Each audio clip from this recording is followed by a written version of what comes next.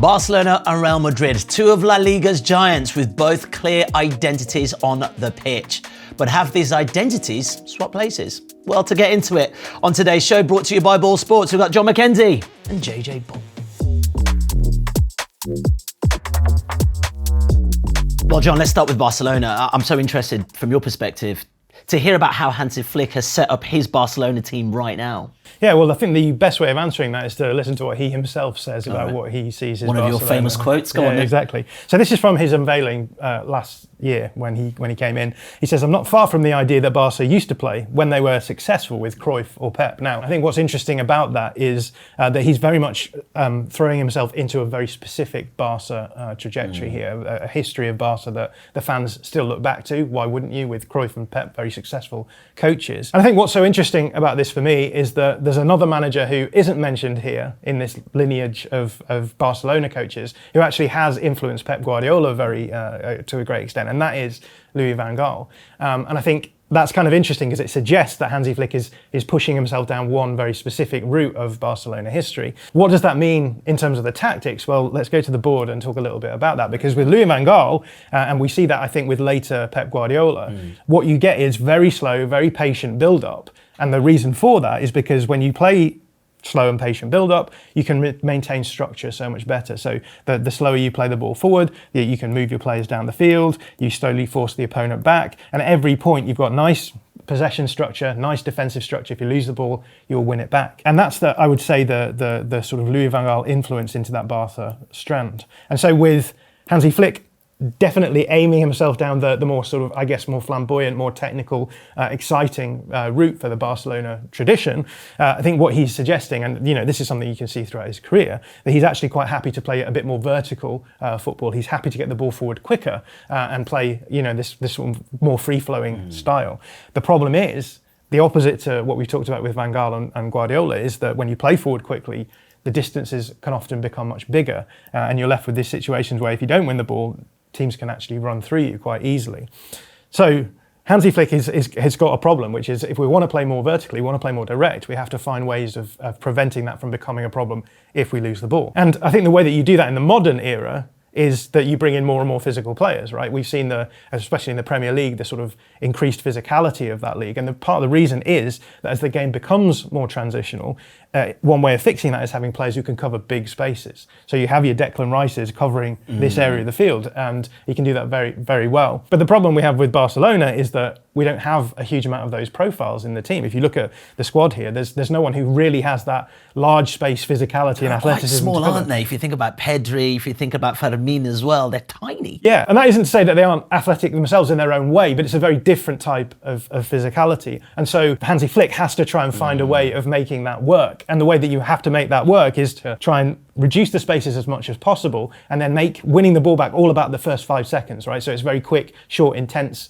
like counter-pressing essentially, because if you get into this transitional game, his team are really going to struggle there. And there's a couple of ways that he does that. The obvious way of doing it is just doing it from a horizontal point of view. So often what we will see is Barcelona actually overloading in the centre of the pitch here, and that does a couple of things. Like in possession, it gives you advantages because you've got all of these super technical players, but also if you lose the ball, you have really good access for the counter press. So you get this horizontal compaction. You'll often see Balde coming in here so that the winger on that side can come inside, and then everyone shifting across at the back. But you also want vertical compaction as well, because the higher you push your line, again, you can see the spaces, the distances are becoming smaller. And that brings us to the big question about Barcelona, which is their high line. But before we get to that... Yes, we need to talk about their high line for I want to play a game with you guys, and I've called this game, Whose Defensive Line Is It Anyway? Okay. So what I've got here is 5 different defensive line heights from last season. These are 5 big teams, so Manchester United, Man City, Barcelona, PSG and Arsenal. And I want you to tell me which ones you think they are. So I guess the easiest one to start with is the deeper line.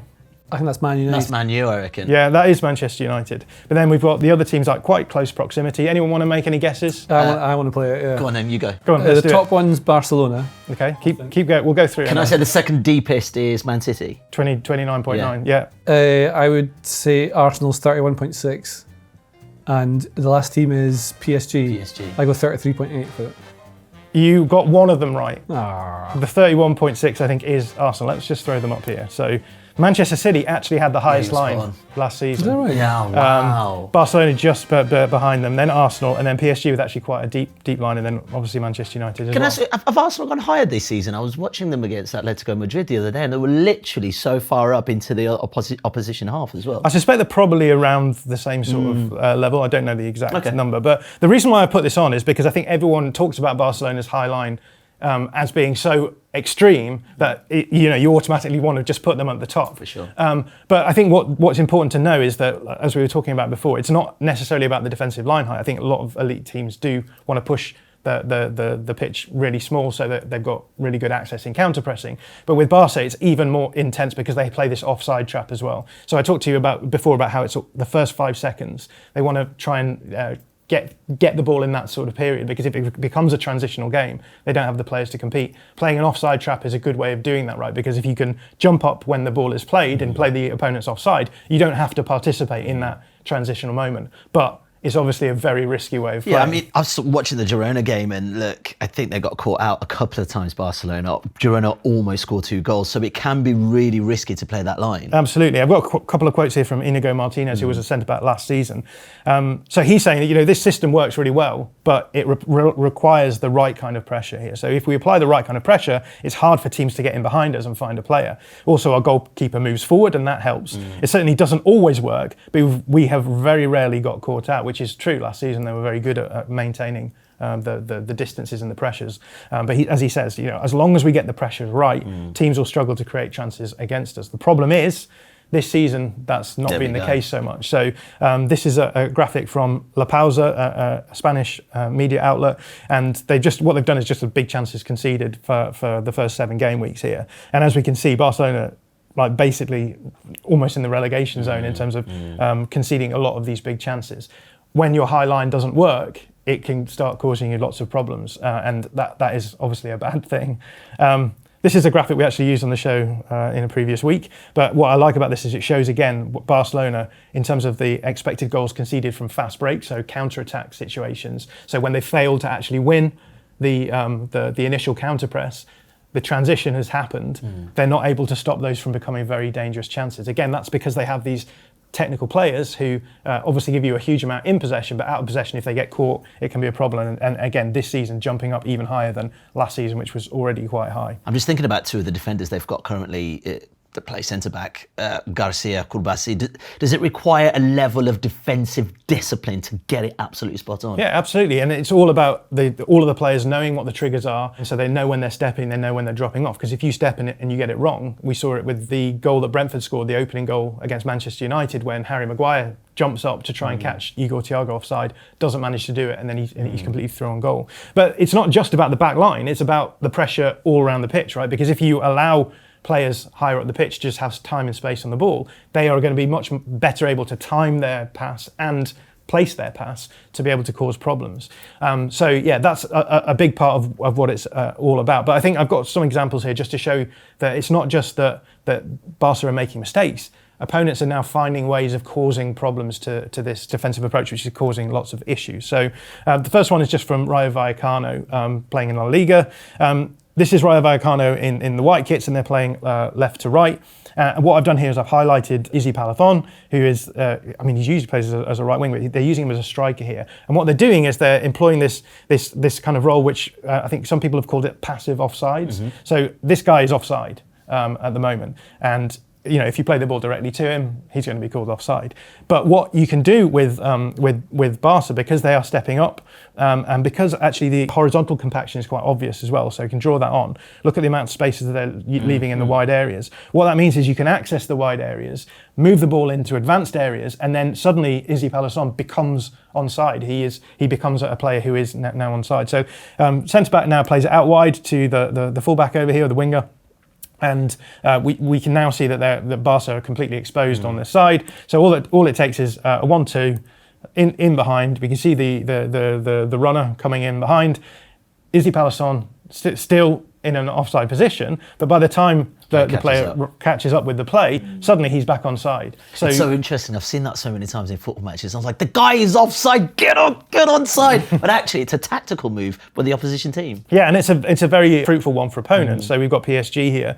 This is Gonzalo Ramos. And again, we've got the same sort of thing. Again, compaction. So this is Barcelona trying to make the space as small as possible. But they've gone very narrow, so there's space on either side. No pressure, or not enough pressure on the ball carrier. He plays it around the edge. And then, you're in the situation where that player can become onside by the time the progression has happened in the wide area. So that's one way that teams are causing problems. Here's another way. One of the things that I think is really important with an offside trap is that once you make your jump in the offside trap, you're still the offside line, and you can't just keep jumping forever, right? And what I think we started seeing teams do is sort of prompt the first jump and then reset and be like, okay, you're not going to jump again, so you can play players back onside. So in this instance, you can see ball coming down the wide area, and the Barca high line has done a good job. They've stepped out. You can see the body position of these guys. They've moved back on, and they've baited the two strikers to move into an offside position.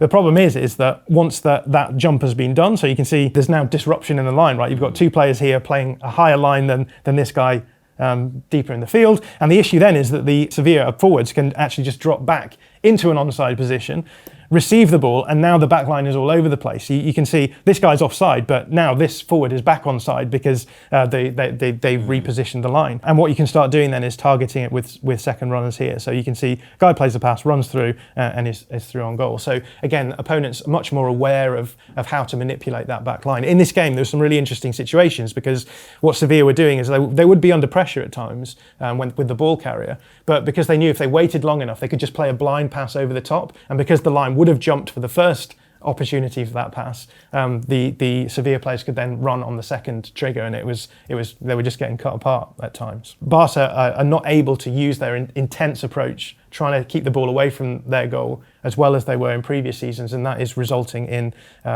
all kinds of problems for them from a defensive point of view. Now, the caveat here is that they've had a lot of injuries this season. So I've just got the list here. Rafinha, Yamal, Gavi, Inigo Martinez has left. Alejandro Balde is back now, but he's been out for a while. Fermin Lopez has been out. Lewandowski sort of approaching the end of his career as well. So these are the players who I think when we're talking about the high line failing, we talked about lack of pressure on the ball carrier. In part, that's because the front line that they've been using last season isn't there. Players like Gabi is just a cheat code out of possession. He's not there. Inigo Martinez was incredible at marshalling the high line and getting them to step up and cover.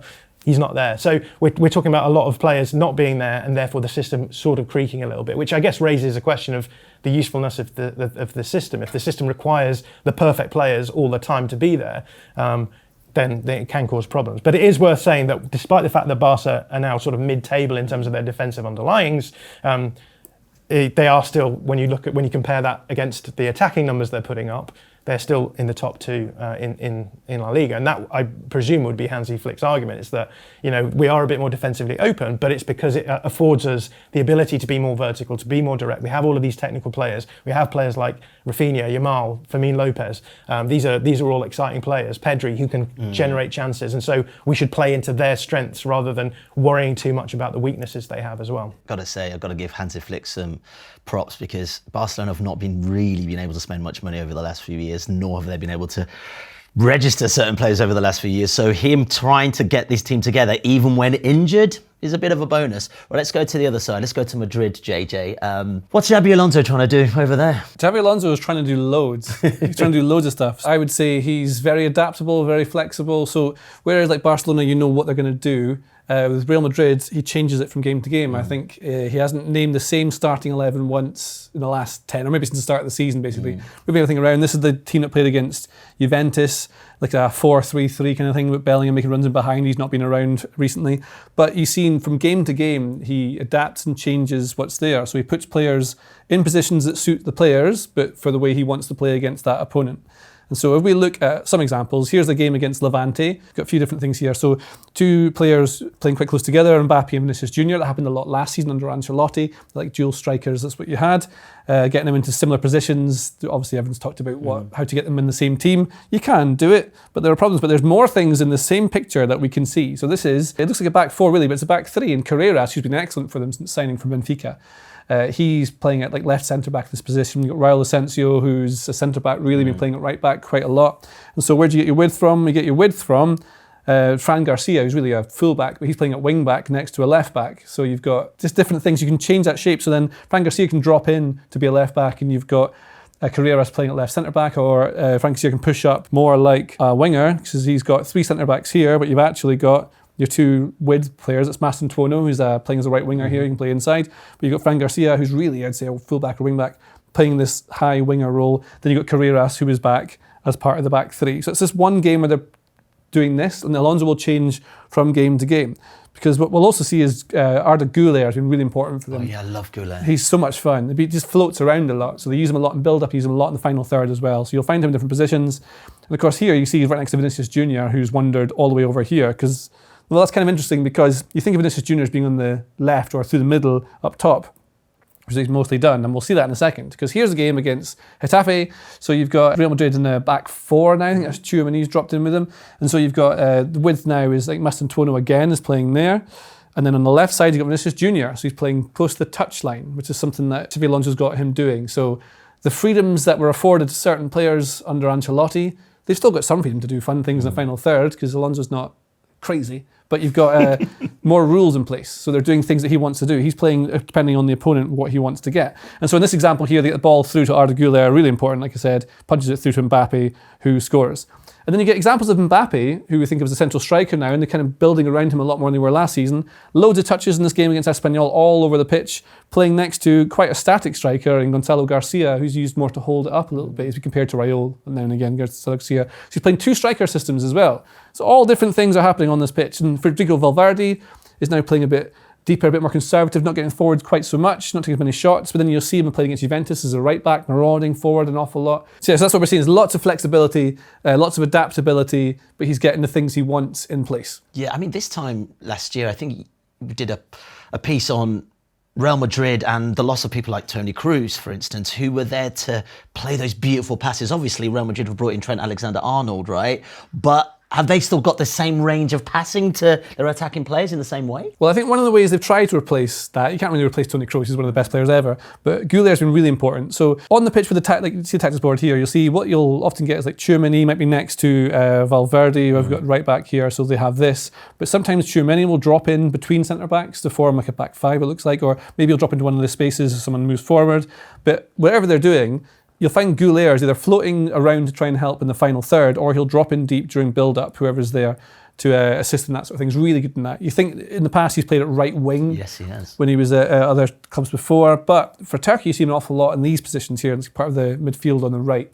Because the same thing, he helps build up. You'll see him play really cool little passes, then you'll get into the final third, and he's the one that creates things and punches it through. So that's one of the ways. They did bring in Trent Alexander-Arnold, and your theory was that he would maybe be there to be like a close replacement, I think. Yeah, it doesn't seem to have been the case. He's hardly played, he's been injured for a bit as well. Yes. So we'll probably see him a lot more at some point, but Carvajal's been playing, and they use the right back to overlap sometimes. Basically everything's different in every game. This is what you see. So you're never exactly sure who's going to start and what shape you'll see on the pitch. Yeah, super tactically diverse, I like that. Well, talking about managers imposing new systems on their players, let's talk about Thomas Frank's Spurs, who are having, I guess, some teething issues. Well, here's Kish Patel to tell us why. Welcome to Watch Change, presented by BOYLE Sports. After a strong start to the season, Spurs have started to drop points against teams they would usually expect to beat. And a big part of the problem is their build-up play, with Thomas Frank's team over-reliant on one specific pass. Let me explain. Under Thomas Frank, Spurs don't really get their central midfielders to progress the ball, preferring to use them for defensive cover or to help shift the ball across the back line during build-up. Because of this, their main source of progression has come from the flanks, particularly on the right, where Frank has combined Pedro Porro's impressive passing range with Mohamed Kudus' ability to turn 50-50s in his favour through his technical ability. But there are questions about how reliable this approach can be in the long run, because not only is it quickly becoming predictable, with teams doubling up on Kudus to nullify Spurs' threat, it is also wasting the talent of players like Xavi Simons, who thrives when he's receiving the ball centrally between the lines. So, if Frank can find ways of progressing the ball through the centre of the pitch, he won't just be reducing the burden on players like Porro and Kudus, he'll be finding ways to make his other stars shine too. Well, Thomas Frank is trying his best to make certain people shine at Tottenham. Is Xabi Alonso doing similar with his stars at Real Madrid?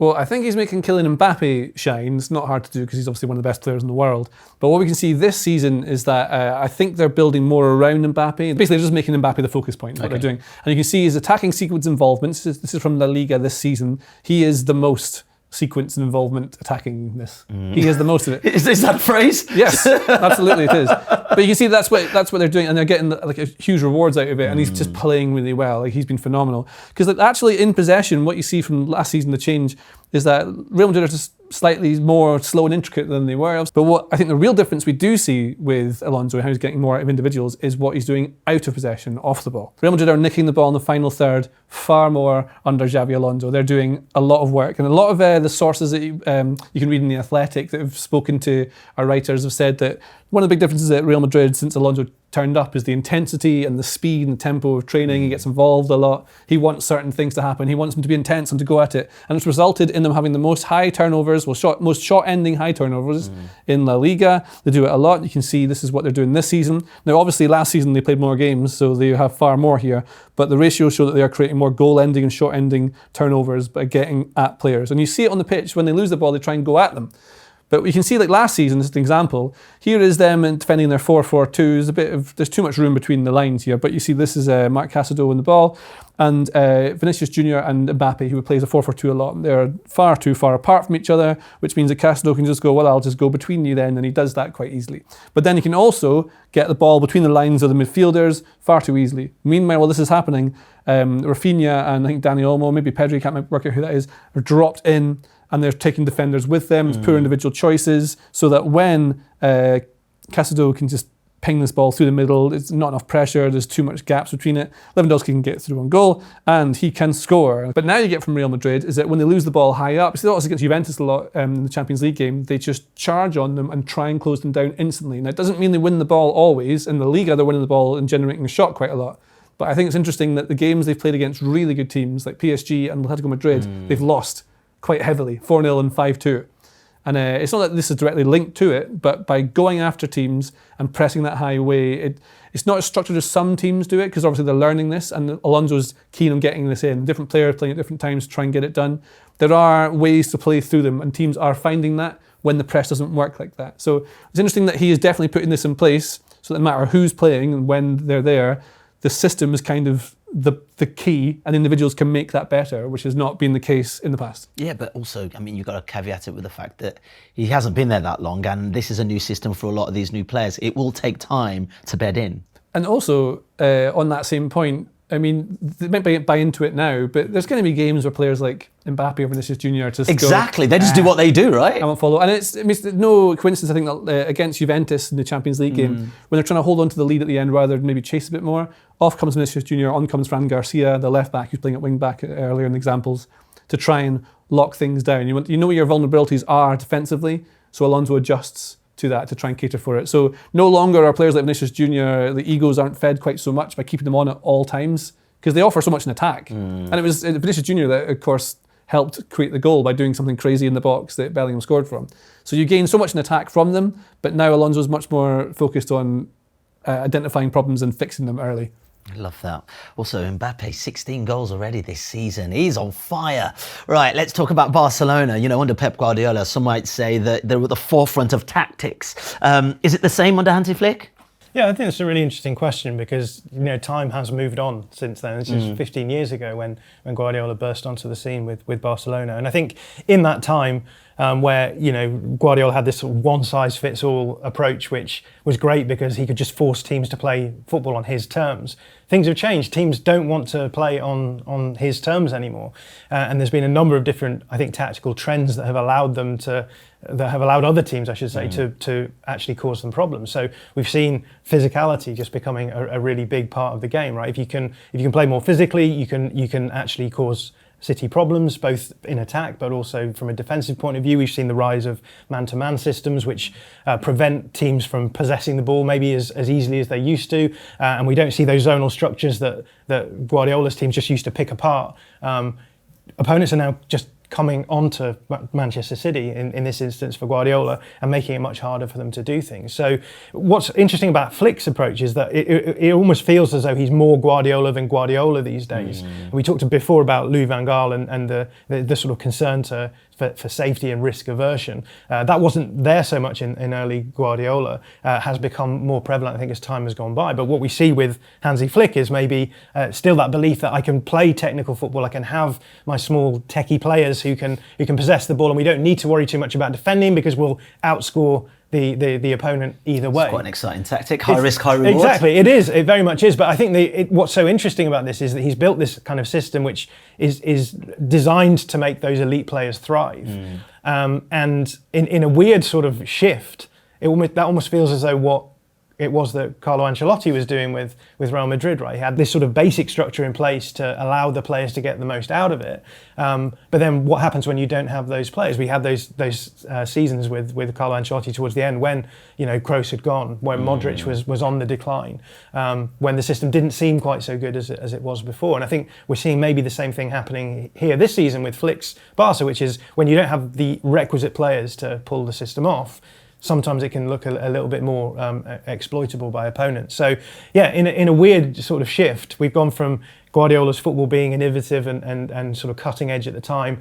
15 years later, yes, it's still a great system. Yes, it still works. But we're moving towards what JJ's been talking about with Xabi Alonso, which is tactical flexibility is the watchword for modern coaches. You have to have solutions when your primary system isn't working. You have to have other ways of playing. And in that sense, it almost feels like there's been a slight shift that Barcelona have become the team who are like, I don't want to say Galacticos because it's the wrong word, but like star quality players trying to get the most out of them. Rafinha, exactly. Rashford, Lewandowski, good point. Exactly, yeah. So yeah, I think it's a really interesting thing because it feels like both teams are sort of changing directions and stealing the cultural identity of the other. It comes at the end of an era for Real Madrid as well, almost. Barcelona have a new generation coming through, which means they've got all those La Masia players that can be formed into that team. Whereas Real Madrid, obviously, as you said, lost Kroos, Modric, like most of the old guard have gone. So you've got Courtois there and Carvajal are kind of the leftovers from the superstar winning team. So if you lost a lot of the leaders, this is another thing that a lot of people have talked to athletic writers about, is that they've lost the leaders, so how do you then control it? Who's the people who lead and go forward? Players like Mbappe apparently turn up on match days and then they can be leaders there on the pitch, and you get different kinds of leaders. But you are essentially building a new team. And so if the system is king and the manager's in charge and making sure that players are doing what they need to do to get the wins, you have to rely on individual greatness, which you can't always do. In the past you could, because players like Ronaldo, Bale and Kroos and Modric will bail you out. But now it's all about not having to be bailed out. Well, of course, we're discussing these two sides, and it's El Clasico this weekend. Here are our athletic reporters with their predictions. Barcelona are feeling brave and determined ahead of the Clasico, despite the injury crisis they've been suffering lately. Robert Lewandowski and Dani Olmo will miss the game, and they have major doubts in Rafinha and Jules Koundé. Hansi Flick will also miss the game because he was suspended in the last La Liga match against Girona. Dani Carvajal, Trent Alexander-Arnold, Dani Ceballos, and as we reported, Dean Hausen are back, are fit, are available for Xabi Alonso. The most important battle on the field will be Lamine Yamal against Alvaro Carreras, not just for the offensive output that Lamine Yamal, of course, always have, but I'm going there for a niche reason, because Barcelona have looked far from their best this season, and that's been especially because of his high pressing. Flick has openly said that it's not been as good as last season, and I'm putting Lamine Yamal against Alvaro Carreras as a huge battle in there, because Lamine Yamal will have to perform in that department as well, and as much as the offensive line of Barcelona is able to provide high pressing as they did last season, I'm sure that Lamine Yamal will be able to outshine on the offensive end, and Barcelona will have a positive result for them. Carreras started really well, but he has struggled a little bit in the last games.